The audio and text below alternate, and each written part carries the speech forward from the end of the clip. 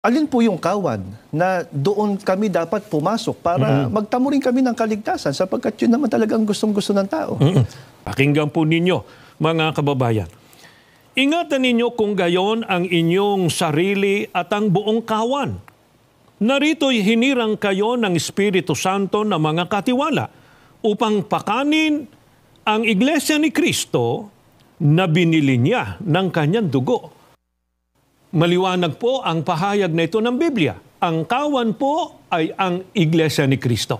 Kaya ang katumbas po ng sinabi ng ating Panginoong Hesukristo na pumasok sa loob ng kawan, kailangan po na ang tao'y pumasok sa Iglesia ni Kristo. Bakit po sa Iglesia ni Kristo pa? Ano po bang ikinatangi ng Iglesia ni Kristo kaya nga dito pinapapasok ng mismong tagapagligtas ang tao?